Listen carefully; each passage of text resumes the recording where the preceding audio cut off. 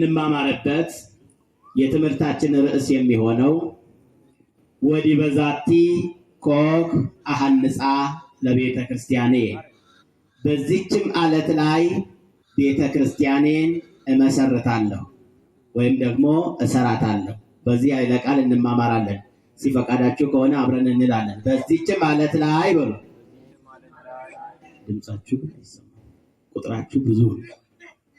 በዚህችም ዓለት ላይ ቤተ ክርስቲያኔን እሰራታለሁ። ይህንን ቃል የምናገኘው በማቴዎስ ወንጌል ምዕራፍ 16 ቁጥር 18 ላይ ነው። ከታ ከነረቲ መነኮ ነንጃ ወንጌለ ማቴዎስ በቆና ኩደጃ ላኮሳ ኩደሰዴት ረጀቸ ጅሩዳ። እንግዲህ ጌታችን መድኃኒታችን ኢየሱስ ክርስቶስ ከሰማየ ሰማያት ወርዶ ከድንግል ማርያም ተወልዶ በዚህ ዓለም ተመላልሶ ወንጌልን አስተምሯል። ካስተማራቸው በኋላ ግን ፈተና አወጣ። እንግዲህ የተማረ ሰው መፈተን ግድ ነው አይደለም እንዴ? ያልተማረ ሰው ፈተና እንዴ? አሁን እንግዲህ 12ኛ የተማረ ሰው ነው አይደለም የሚፈተነው? አሁን ያልተማረም እየተፈተነ መሰለኝ። እንግዲህ ሳይማሩ እየተፈተኑ የወደቁ ልጆቻችን ወንድሞቻችን ተምረው የሚወድቁ አሉ። እግዚአብሔር ከውድቀት ይጠብቀን። አሁን ትምህርት ዓለማዊውን ትምህርት የተማረ ነው የሚፈተነው እንጂ ያልተማረ አይፈተንም። በመንፈሳዊም የሚፈተነው እግዚአብሔርን ያወቀ እግዚአብሔርን የቀመሰ እግዚአብሔር በሕይወቱ ውስጥ ያለ ሰው እሱ ፈተና አይርቀውም። ለምን? በዓለም ሳላችሁ ምን አለባችሁ? መከራ አለባችሁ ተብሏልና። እኔ ወደዚያ አልሄድም። የትምህርቴ ሐሳብ እሱ አይደለም። ነገር ግን ፈተና ወጣ። ፈተናው ምን የሚል ነበረ? ሰዎች እኔን ማን ይሉኛል? መነ ይብልዎ ሰብእ ለወልደ እጓለ እምሕያው።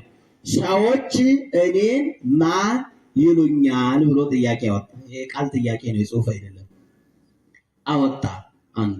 እሺ ባህርን የከፈለ እስራኤልን ያሻገረ ውሃን ከጭንጫ ያፈለቀ መናን ከሰማይ ያወረደ መርሆሙ በዓልተ በደመና ወኩሎ ሌሊተ በብርሃነ እሳት እንዲል በብርሃኑ እስራኤላውያንን የመራ በደመና የጋረደ ታላቁ ሙሴ ነው ይለዋል። በዛ እውነት ነው ሐሰት? ሐሰት። ሌላ ደግሞ አወጣ።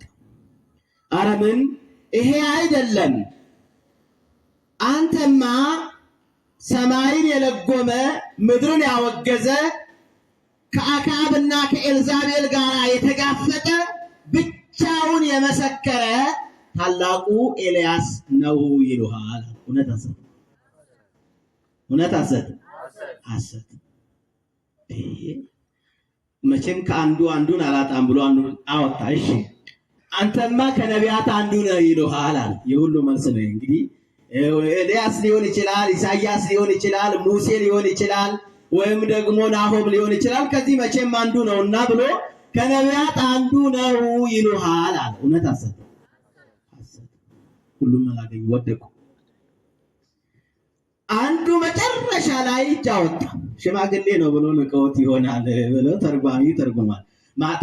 ጴጥሮስ ከሁሉም ሐዋርያት በእድሜ እጅግ ከፍ ያለ ስለሆነ ቢያወጣም ማንም አላየውም ማለት ተርጓሚው ሲተባለቀን የሆነው ሲያመሰጥን አወጣ። እሺ አንተ በል መጨረሻ አንተ የሕያው የእግዚአብሔር ልጅ ነህ ብሎ መሰከረ።